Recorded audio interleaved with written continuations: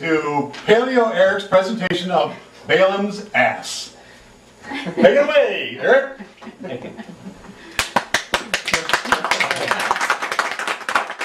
All right, is there anybody here that doesn't know Hebrew or doesn't know the Hebrew letters? I just need to know where we're starting from. A few. Okay, then what the intention here is to start real basic and real simple for like this first part of the meeting. So for people who do know this stuff, it might be a little bit of a mundane sort of a rehearsal. But if you're not familiar with these letter shapes, then perhaps it'll still be helpful to you. Everything we talk about in this first session will be the foundation of the next, which is the foundation of the next. So it's pretty critical that I don't just assume you understand this and leap ahead, or else you'll be completely lost.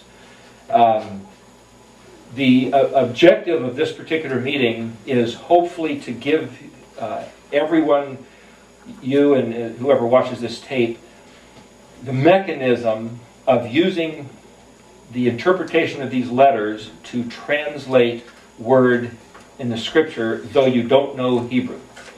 When it comes to Hebrew, for the record, I'm illiterate. Okay, so this is not Hebrew grammar. It's not teaching Hebrew. And anybody that knows Hebrew might be very offended at anything I have to say. Just for the record, I acknowledge that. And you see, Balaam's ass was illiterate. Balaam's ass had nothing to say. Balaam's ass simply was responding to what he saw. And he got beaten for it. And Balaam's ass simply finally said, look it, I see something, I'm just telling you what it is, and if you don't like it, you can beat me with if you will, or you can respond to it if you will. But that angel was standing there, and he said what he was going to do to Balaam was a lot worse than what Balaam did to his ass. Balaam then had to decide what to do with that information. So this whole thing about Balaam's ass is, I'm Balaam's ass. For the record, it's like, I don't know nothing. I'm just see this, and if anybody else wants to regard it, you can regard it. And if you don't, you can throw stones if you choose, but I know that some people have regarded this type of thing with a degree of offense. So therefore, I'm not trying to say I'm going to quote scripture to you in terms of anything I say here, you could take it for what it's worth. Okay, that being said, let's go through the basic letters. Now, in terms of where the letters came from, I have some papers here, which I can get out later and show you. It's generally regarded that a version of the Paleo, this is a version here. The Paleo here, which is the ancient letters, is in the middle. This is the modern Hebrew, particular font that I happen to draw. And this has to do with the Mishkan pattern down below here. Now, the thing about the Paleo, any archaeological findings of written script before 500 BC were in some version of this ancient Canaanite, Phoenician style. This modern style didn't start being in use until after 500 BC, when Ezra the scribe and Nehemiah the governor came out of Media Persia under Cyrus's decree to go back and rebuild Jerusalem.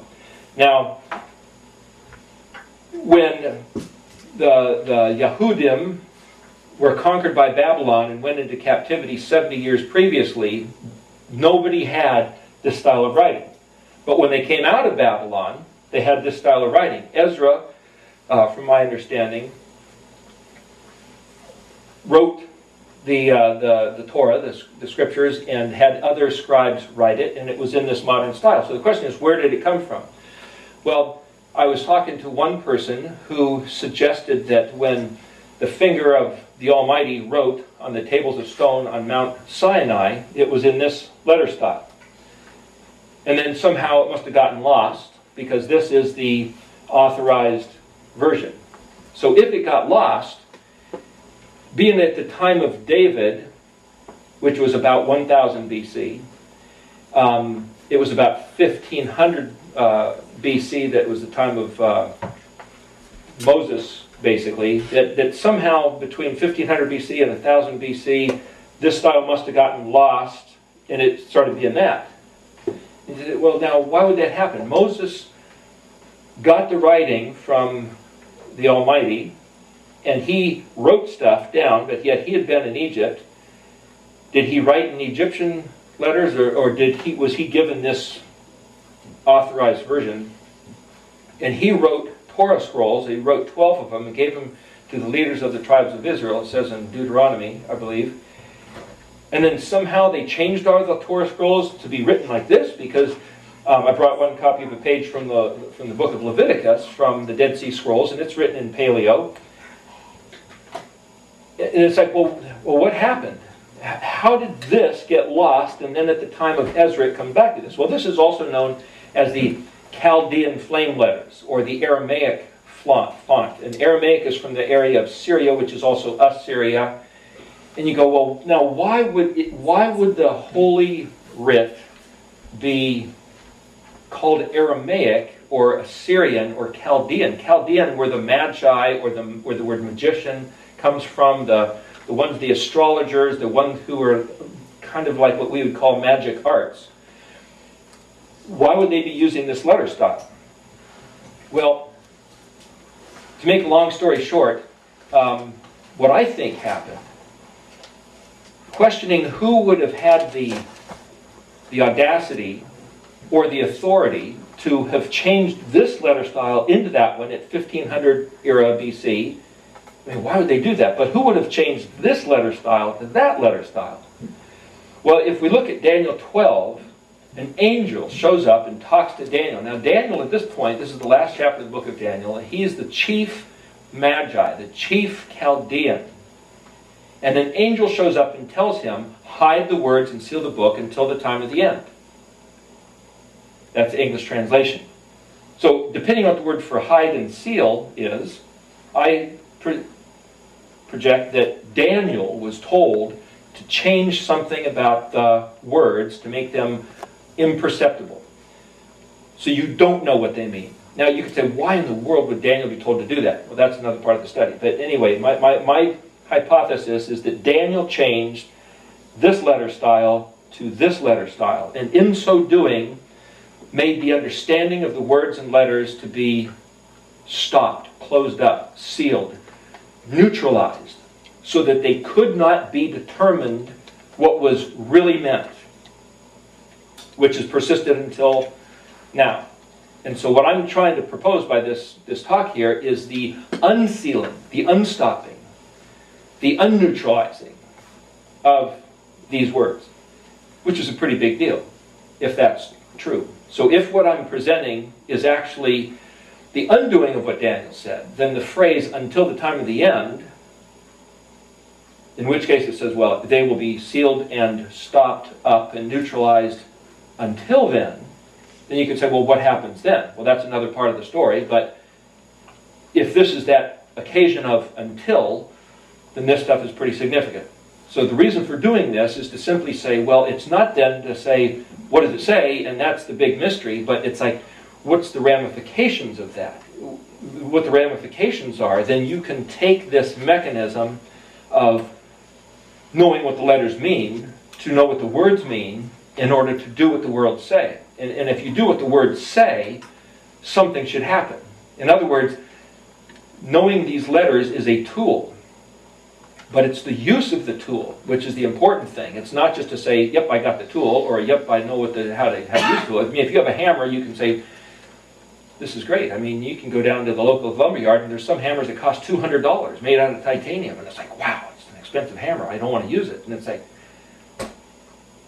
if you don't use it, it's no good. So what I'm going to try to do here, which is hopefully I'll go slow enough to help you do this, is to show you how to use this understanding as a tool to read any word in the Tanakh.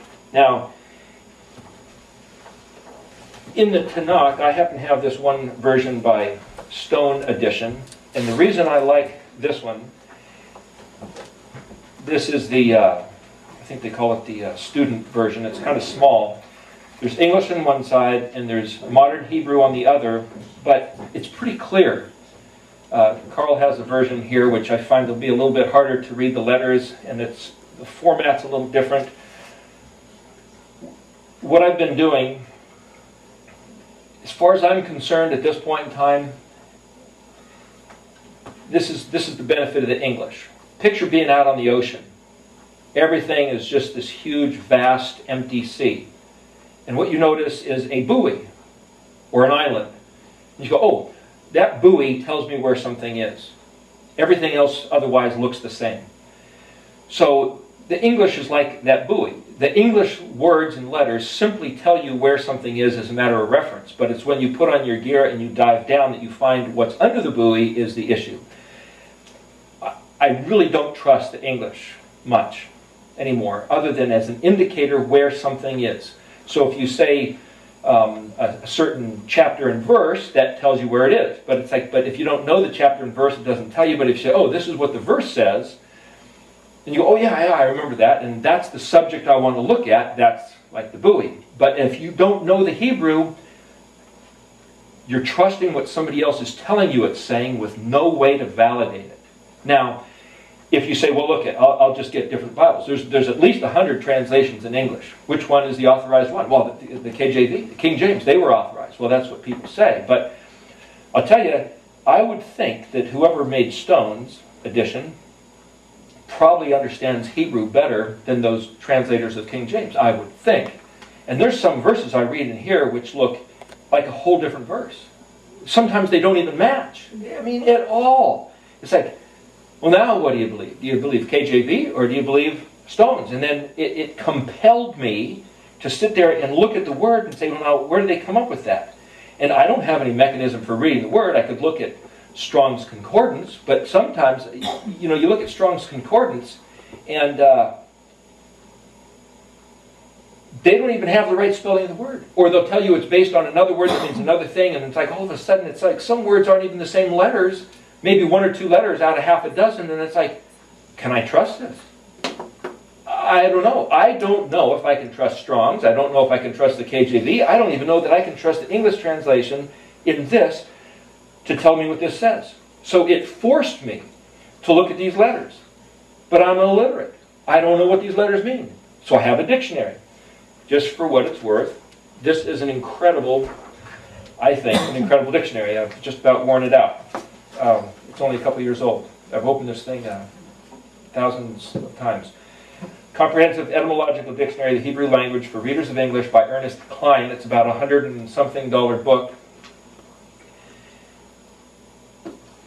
Etymological, it tells you where the words came from. So if you read it, it might tell you some Arabic words, some words from other languages, a little bit of Latin, a little bit of Greek, some similarities. But the benefit of this, to me, is that if you look up a word that starts with a couple letters, and then you look at all the words that start with those same letters, you get a feeling for the effect that those couple letters have on all the words which are of a similar regard. Similar, you might say, to English prefixes and suffixes. All the words that in English start with the same prefix are going to mean something about the same. And you could say, well, a prefix is different than the actual word. I could go through a bunch of particular cases, but the point is, if there really is a basis for saying that the structure of words is a scientific matter. There's one other book to mention here while we're on that subject, is to say Isaac Moseson, The Origin of Speeches, Intelligent Design and Language, From the Language of Eden to Our Babel After Babel. He suggests that the original language, he's not calling it Hebrew, but he's calling it the Edenic language, as if from the Garden of Eden, where at the time of the Tower of Babel, which is a couple hundred years after the Noah's flood, there was the event that the Almighty caused languages to bifurcate, to split, to branch and become at least 70 primary roots of languages, which then became the hundreds of languages that we have. And he has actually studied hundreds of languages and show how the basic roots of all the words can be mapped back to their Edenic root. And he goes through at least 7 different types of, you might say, permutations where R's and L's are quite often shifted. So, for example, Oriental people have a tendency to take English R's and L's and get them backwards. And that's typical in B's and P's and D's and T's. And sometimes they'll take an N will be thrown in and an N sound, and sometimes the phonetic consonants will be shifted. And he's mapped hundreds of words where this just happens. That's the language of Edenics. And if you're interested in that, this is kind of the proof that all this stuff is legitimate. It's very worthwhile. Anyway, then to go back onto this, let me go back onto the basic Hebrew, so at least those who don't know anything about Hebrew have some sense of a foundation. I'll give you the letter names first, and then we'll address this thing that Audrey printed up for you and show you that there's a meaning behind the letters. In English, everything is simply, as far as I know, just, it's a chronological sequence. A, B, C, D, E, F, G. It's like, what does it mean? It's just a random assortment of letters that would happen to become standardized so we can have things like dictionaries, but it's meaningless. I've even gone up to ask people just to kind of get their minds tweaked a little bit, saying, what does the alphabet mean? It's a ludicrous question. What do you mean, what does the alphabet mean? Well, it actually means everything. So in Hebrew, it's read from right to left. Back here, look at that.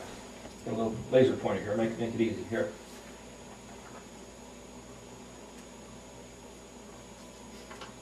Aleph,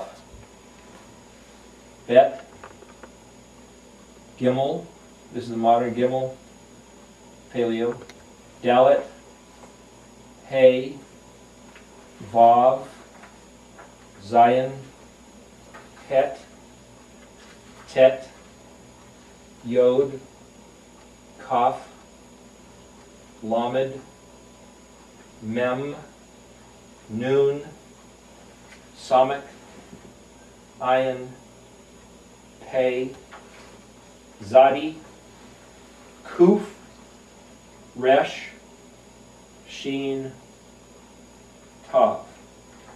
22 letters. Now, just to give you a reference for the phonetic sounds, that's our letter A.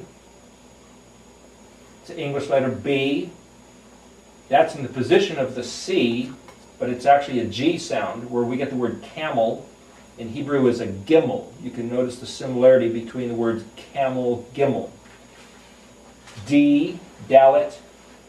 That's our letter E, but it's pronounced as an H. It's the letter Hey, and it means the, as if you're pointing to something and saying the letter there. So it's an E and an H. This is a Vav, which is kind of in the position of our letter F, but it's pronounced as a U, a V, an O, or a W. There's 4 different pronunciations for that letter.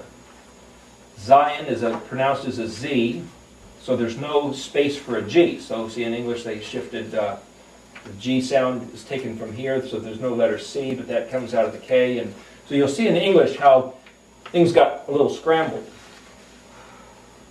English came right out of Greek, which came, well, basically Latin, which came out of Greek, which came out of Phoenician, which came out of Hebrew. So you could say, well, what's the difference between Phoenician and Hebrew?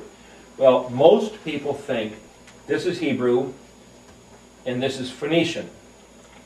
I'll address briefly what the Phoenician thing is, but let me go through this and keep on this track first. So that's the pronunciation of a Z, Zion. Het is basically in the position of the H, but it's pronounced not exactly as a CH, but that's where we get the spelling of the word Chanukah, or pronounced Hanukkah, but it's really Hanukkah. It's this guttural sound. So I write it. I've tried to develop my own little mechanism, but I write it with a CX because it's not a CH, because that's, we think, English. And it's not an H, though it's in the position of the 8th letter, which is an H. So that's why you see Hanukkah written with an H or a CH. But if I write it CX, then I know it's like a Hanukkah. Again, that's for myself. Here, let me make mention before we go here. There's a reason why this is formatted like this, which I'll explain in a minute. And het here is the beginning of a confound, a compound. It's a gate into, as it were, a sheepfold. So it's a good place to stop and make mention of this. If you think in English, and if you read English, and if you orientate everything according to English, your inner, you might say your mind, your brain mechanism, is keyed in a certain format. If you think in Hebrew, it's going to be a different format. And you could say, well, everything's just fine, you know, everybody speaks a different language and everybody has a different frame of reference. It makes a big difference. So the more we can assimilate this, I think it has a working on our inner being. It recalibrates our mind, our heart, our disposition, and I'll try to get to explaining why. But therefore, to say, well, let's just call this CH, it's different. If you think of it as an H or a CH, you're thinking English. If you think of it as CX, well, that doesn't fit. That's right, it doesn't fit. It's now like throwing a wrench in the works, and now you've got to grind your gears into a different frame of thinking. The reason why this is important is because I believe that these letters came right from the Almighty as He made creation. I personally believe that this alphabet is the blueprint that the Almighty used in making the creation and in revealing Himself to His creation. Therefore, these are not just one of the various languages after Babel. This is the original language, and not just that cavemen started grunting and ooghing and gooking and groaning and making hand gestures, and then it evolved into this hundreds of years later, after man walked the earth for 1,000,000 years, or whatever that might have been, and not even to address the evolution or the number of years man has walked the earth. But what I'm saying is, this alphabet has within it, you might say, the fingerprints to suggest, to my point, that it's evidence, I can't say proof, but to me it proves that it came right off the Creator's desktop. I saw a little cartoon the other day. It was kind of funny because I've been thinking about this. It was Bizarro's Bizarro cartoon in the Sunday comics, and it showed a picture of the Garden of Eden with some animals around, and a piece of paper had fallen off and was laying by a bush. And the title of it said something like, Adam finds God's to-dos list. And it said, make universe, create animals, you know. It was like, wow, imagine such a weird thing, you know, that the Creator Himself had a to-do list, and He says, I'm going to do this, and this, and this, and this, and this. It's like, that's exactly what this is. This is His to-do list. Exactly. It's the map, or the sequence of making the days of creation. The 7 days, and the 7 festivals, and everything that He was going to do, initiated, made, and then what's going to happen next, and for us to regard, and it reveals the character, nature, and mission of the Messiah. It's His to-do list. This isn't just a Hebrew. This isn't just a different language. This isn't just a piece of curiosity. This is everything that the Creator decided to reveal about Himself is right here.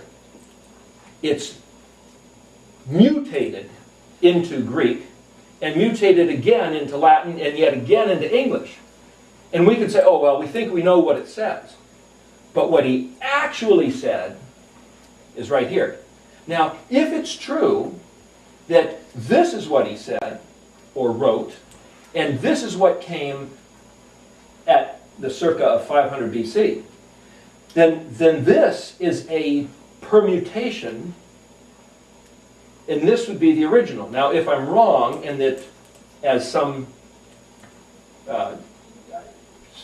Jewish scholars or rabbis suggested, this was the original language from Mount Sinai, then there's some merit to this. But we'll get into the fact of what this has to do with the book of Daniel and why I think that this is the one which has merit. Now, if you ask anybody that knows about this stuff and it makes it their life to study the ancient Hebrew language, and I brought a couple samples of books to show that this is given absolutely the highest regard, that every shape of the letter, this little thing and this little curve and that little shape and the sequence of letters is all virtually mystically divine, the modern letters.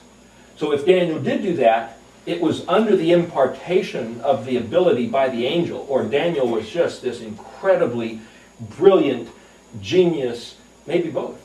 I mean, it's just incredible, those letters. I'm not knocking them at all. But what I'm saying is, if this was the original letter, or something like it, then this is what was written on that piece of paper that fell off of the creator's desk, that if we find and say, oh, well, here's his to-do list.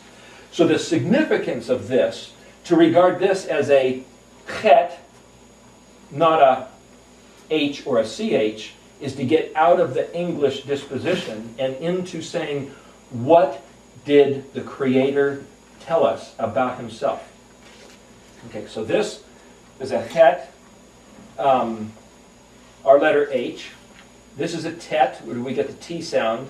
This is a yod, where we get, it's in the position of the letter I, but it's also J. J was added. There was no letter J apparently in any language until about 500 years ago, AD, which means that the city is not Jerusalem because there's no letter J. It's not Jehovah, it's not Jesus, because there was no letter J. So whatever language anybody was speaking back then, it was pronounced as an I in Greek, or a Y is the more Hebraic pronunciation of that letter.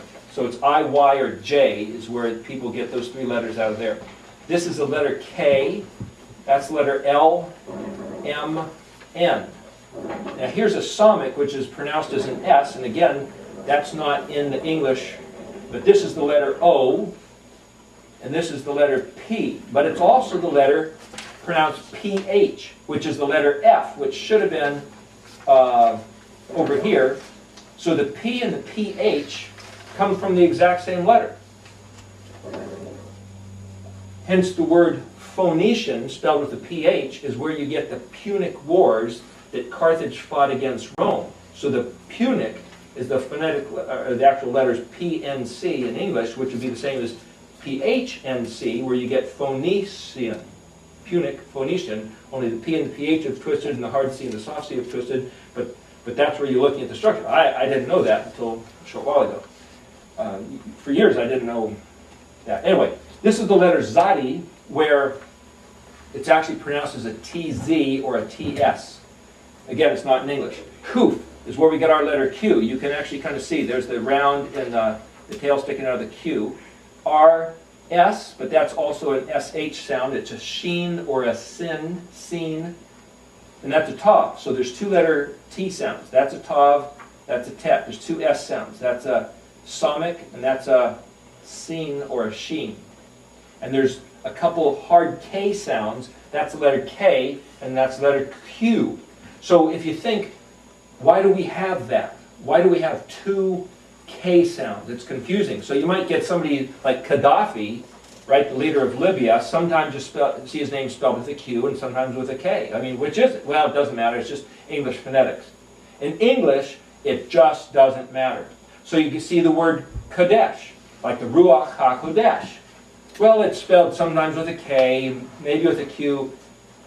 Doesn't matter. It's phonetic. It makes all the difference in the world.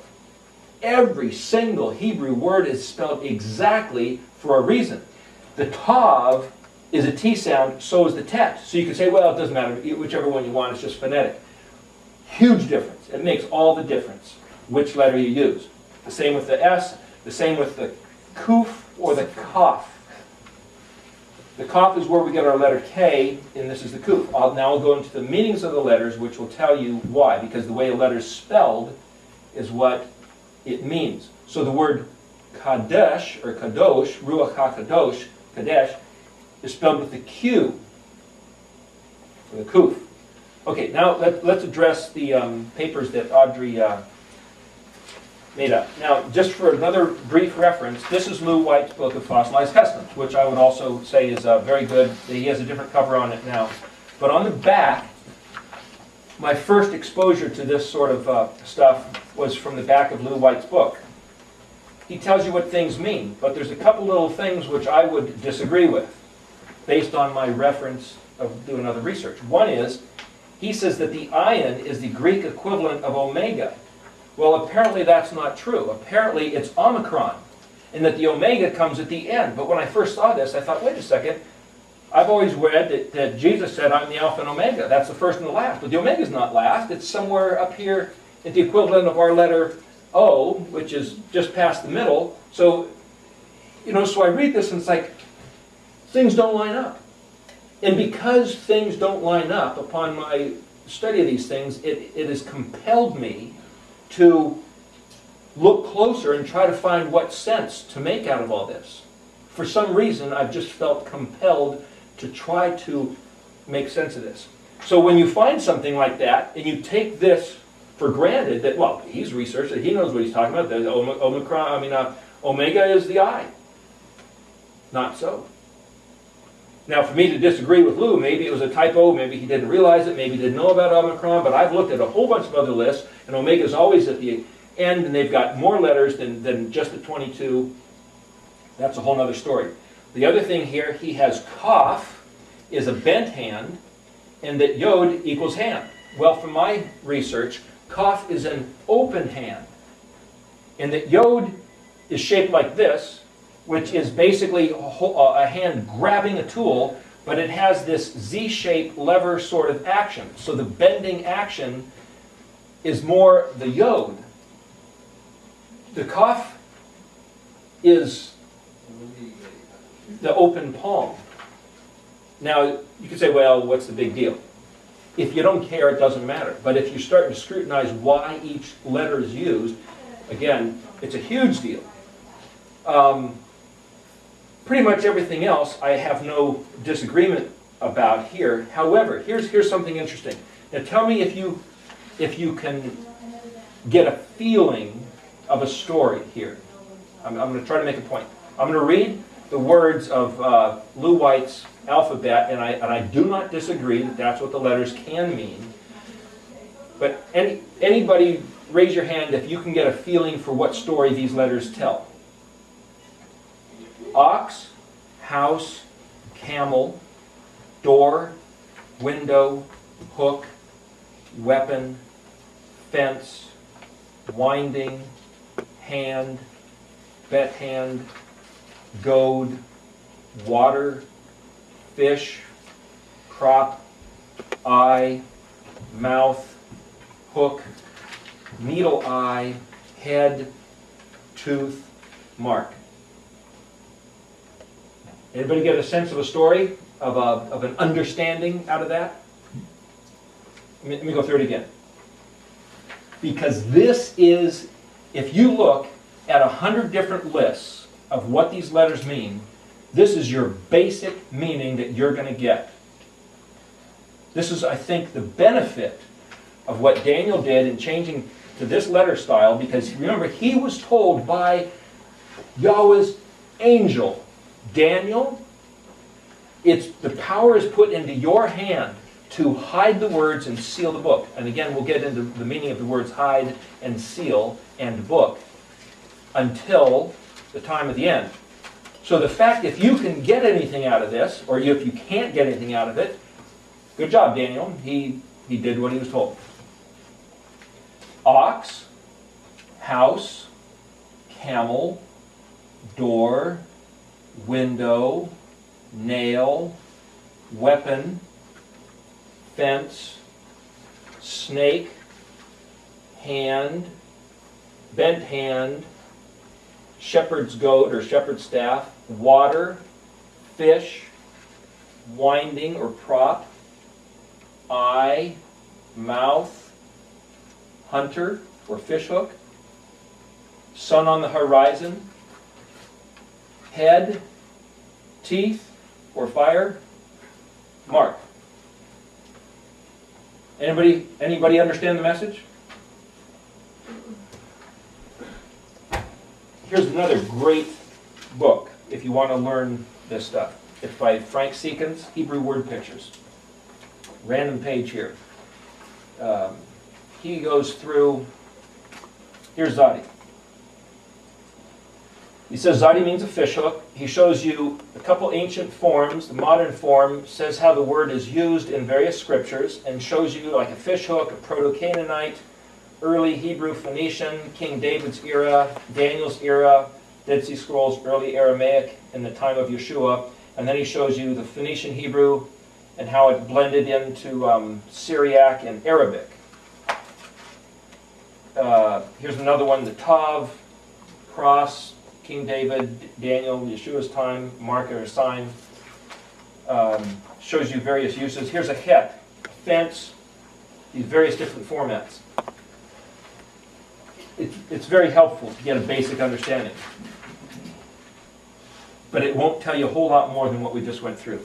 Now, just for what it's worth, these modern Hebrew letters, I've seen some people write so fast because they're so fluid. Like in English, you could have thousands of different fonts of English letters. So I've seen Hebrew, people write Hebrew, there's Aleph, there's excuse me, that's Paleth. A Bet would be, and a Gimel, Dalet, these are basic shapes. I was reading in one book how it talked about the design of the yod is very significant. The design of the yod, it starts from nothing, becomes something, lives its life, and disappears again.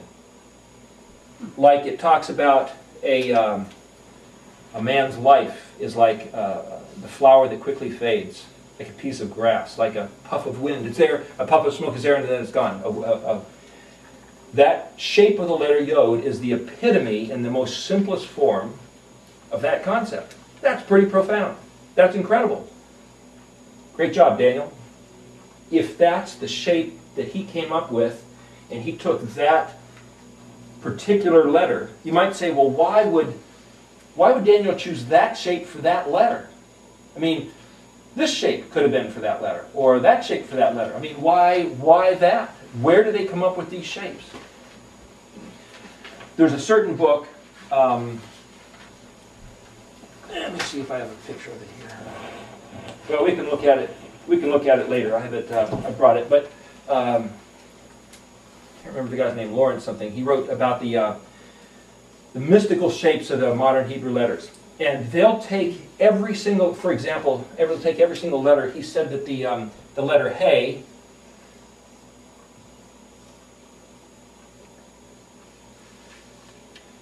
He said, well, that's a Dalet plus a Yod.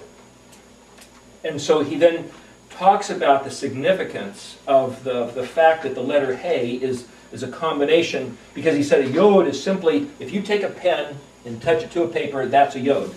The smallest mark that anything can make once it's there. And so he goes into the significance of the shapes of the modern letters and elaborating on their incredible form. Again, it's probably all true. However, for the sake of the paleo, if you look at Frank Seekins' book, you'll see that there's Canaanite, Proto-Canaanite, Dead Sea Scroll era, some inscriptions they found at the Pool of Siloam, the King David era.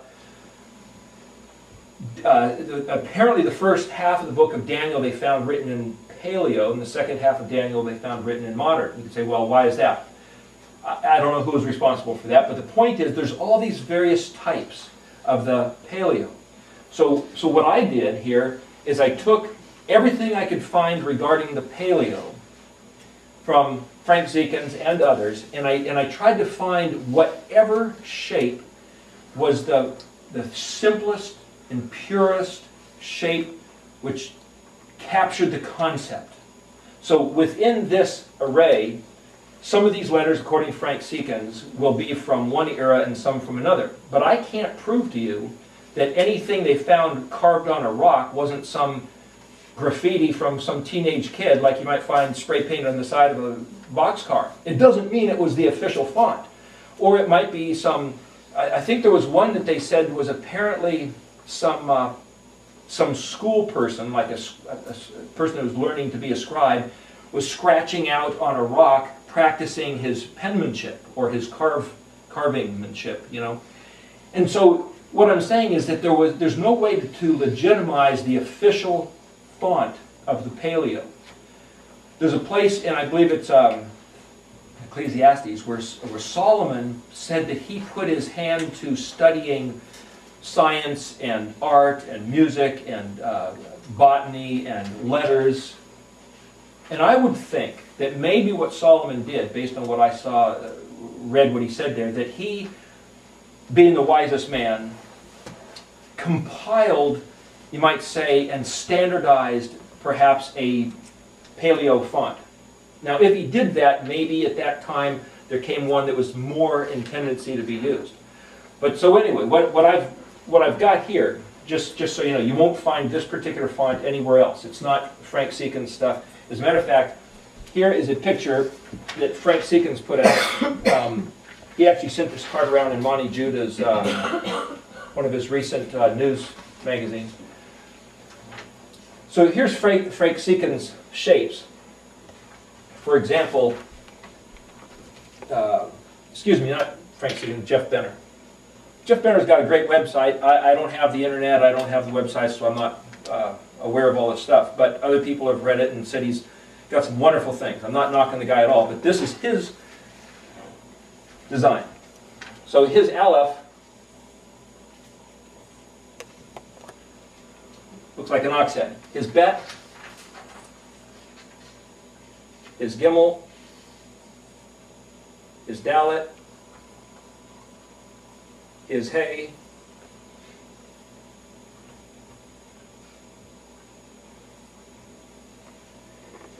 his Zion, his Het, so forth. Now, what I don't like about Jeff Benner's, though they're actual, he found those actual types of letters somewhere archaeologically. I personally find them disturbing. I just don't like them. I don't even like looking at them. They just bug the heck out of me. This is a legitimate style, and I can see here the ears, the horns, the nose of the ox head. I can see here the shape of a tent, in that, as a bet, you could say, well, from what I understand, if you look at the floor plan of a tent, say a Bedouin tent maybe, they have one section, say this is the floor plan, right? So the walls would, if drawn at 3D, would kind of go up like this.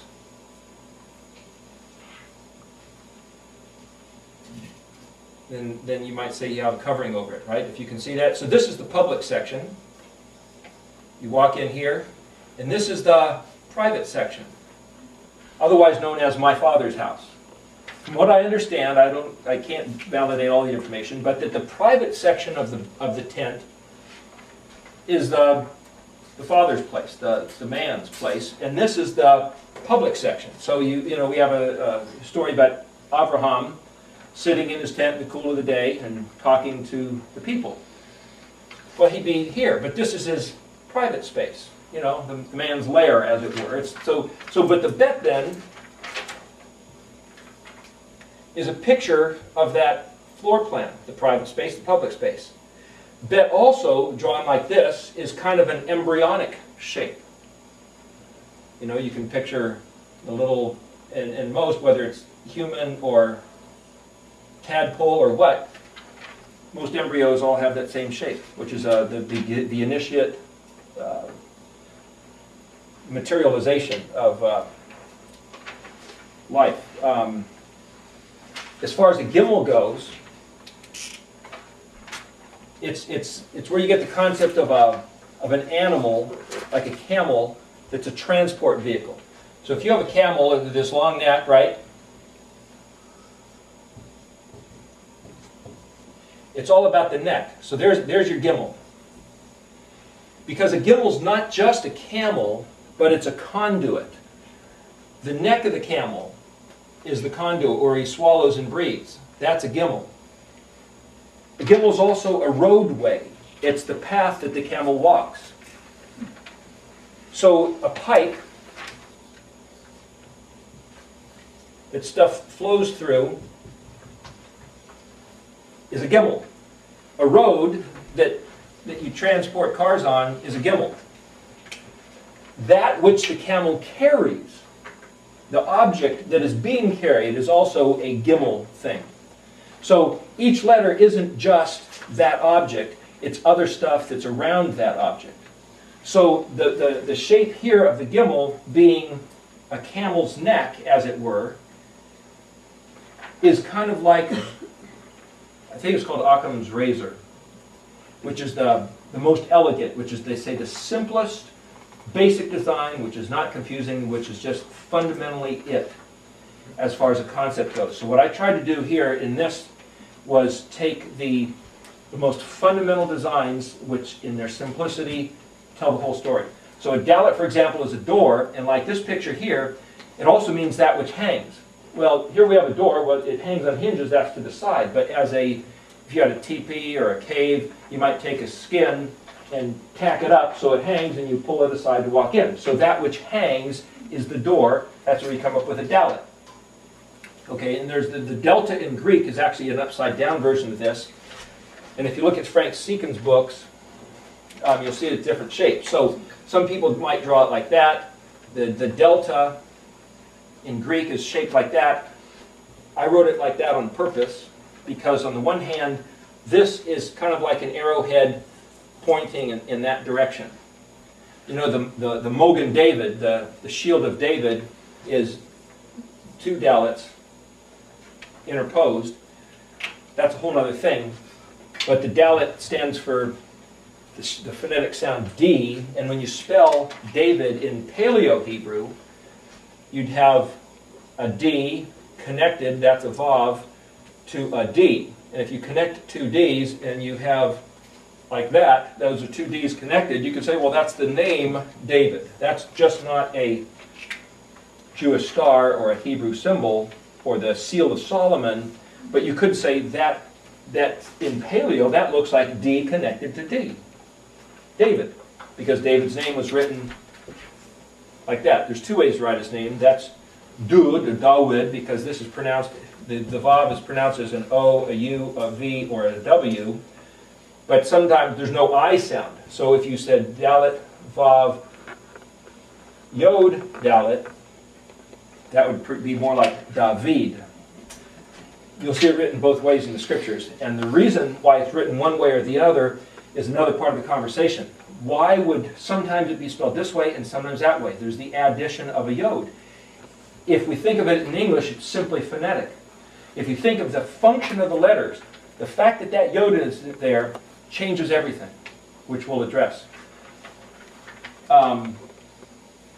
Anyway, so this is what's hanging. Hey, and again, I'm going through these letters here right now to show you the significance of their shape so that when you see the letter, you'll think of the meaning. It's not just the phonetic sound. Think of the meaning, because the meaning at this primary basic level is everything. Everything else we talk about, the rest of the entire day. And anytime you pick up one of these letters to read this book, it goes back to this that we're talking about right now, the shape and the meaning of the letters. Therefore, for me to put the letters into this shape was to assist and actually be the vehicle of comprehending the language. Again, go back to Daniel. For Daniel to change the letters changed the comprehension, or so I project. Therefore, it's critical to put the letters back into the Paleo in order to affect our minds differently. Because what you see is processed differently if you look at it in the modern or if you look at it in paleo. And frankly, if I look at Jeff Benner's paleo, it scrambles my thinking. I find it disturbing. I don't know why. I'm not knocking Jeff Benner, but what I'm saying is that I've written this font because my brain works here and it doesn't so well when I look at Benner's. Okay, anyway, this hay, if you can picture light coming through a window as rays of light. Here, in fact, just to make it a little easier, let me start from the beginning here, kind of quickly, giving you the letters. Okay, so the Aleph, right? You've got an ox with his ears and his horns. There's the ox head. There's Aleph. Bet is the floor plan of the tent. Gimel, the head of the camel. Dalet, it's say if you have a teepee and it's hanging on the door. If you have a window in a wall and the sun's shining in, that's the hay. It literally means window, but what happens when you have light? It illuminates things. You have a laser pointer. I'm doing a hay thing here. See, I'm pointing at that. The letter right there. See, the letter hay literally means the. That letter hay, in paleo, apparently from what I understand, this shape is still used on weather maps to speak of the wind. The north wind, you might say the south wind. It's still, so hay is also like the breath, the word, the specified direction. Vav is a connecting, it's a bridge from here to here. Man is a connector, he's a bridge.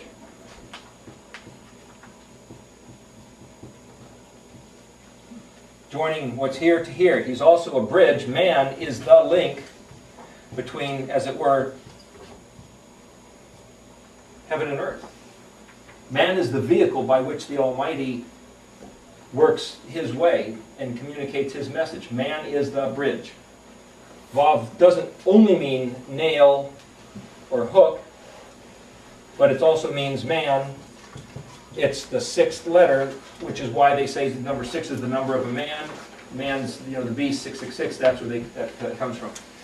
The next one's pretty obvious, which is a Zion, which is a weapon, which may not be a hatchet, it could be a knife or a spear, but it's a weapon, and it means what a weapon does, which is to cut or chop, or it means now that you're going to get cut, like a tree full of fruit, and I'll point this out in a minute. A tree full of fruit has finished its job, which is to bear fruit. It's at the threshold of a new disposition, a new era in its life, which is to say its fruit's going to get picked off.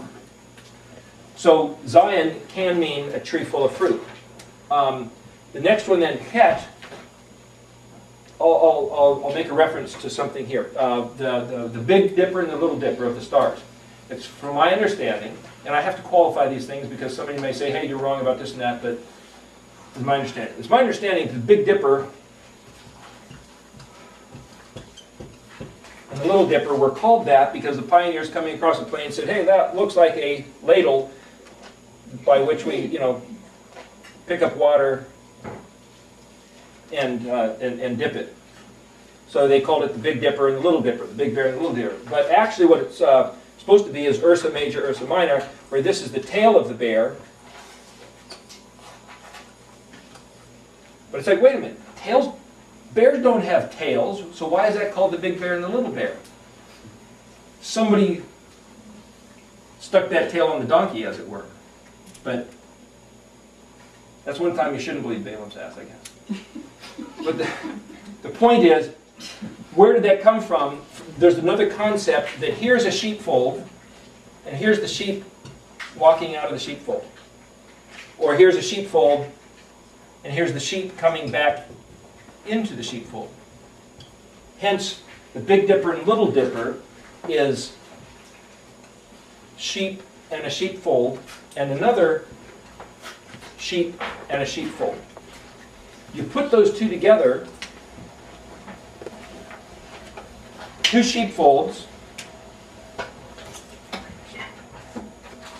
and you hook them together with one nail.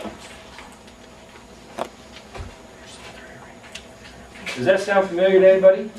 Two sheepfolds hooked together by one nail. One man.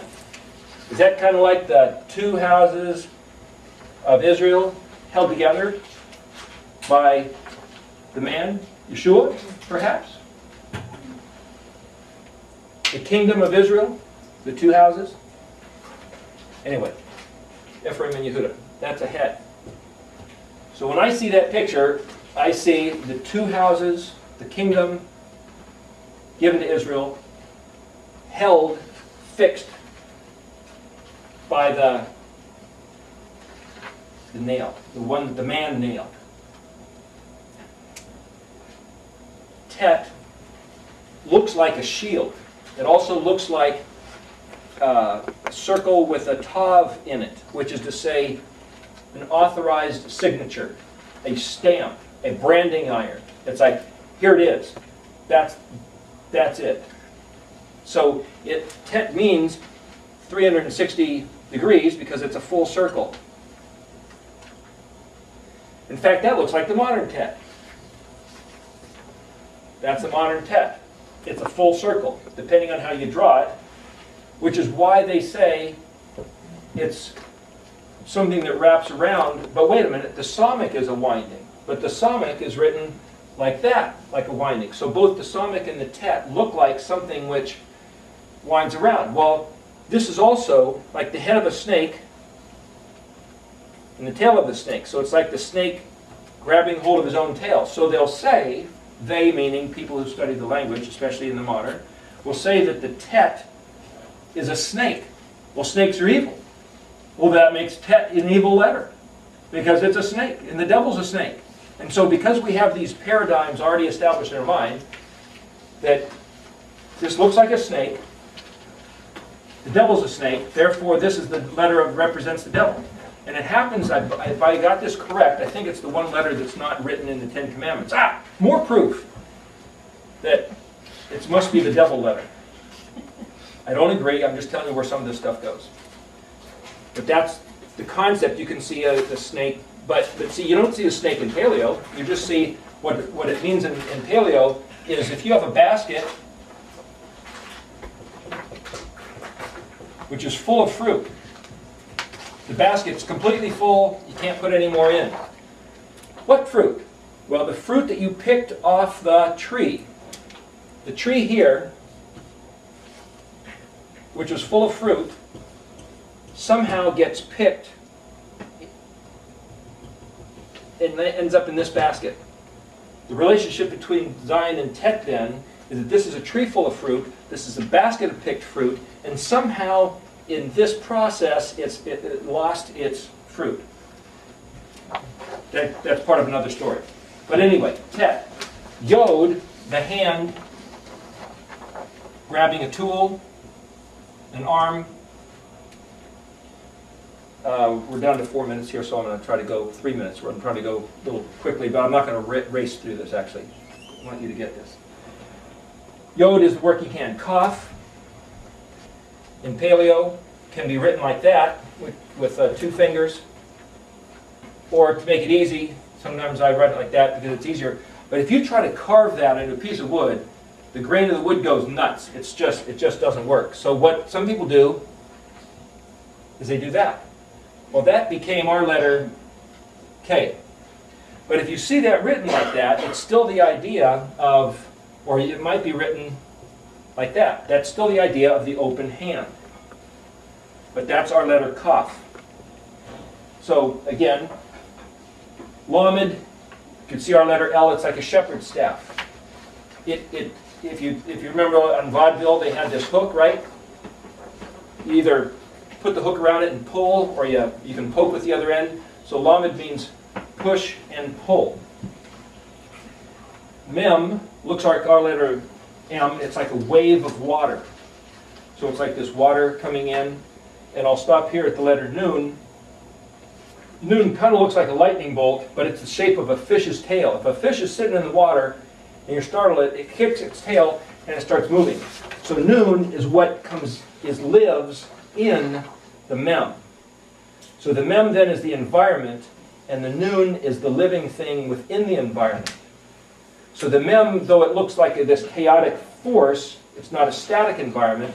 The noon is the life. The mem isn't the life. The mem is what provides for life, and the noon is the living thing within that otherwise non-live environment, at least live compared to the noon. Okay, we're going to stop there so that she can change the tape.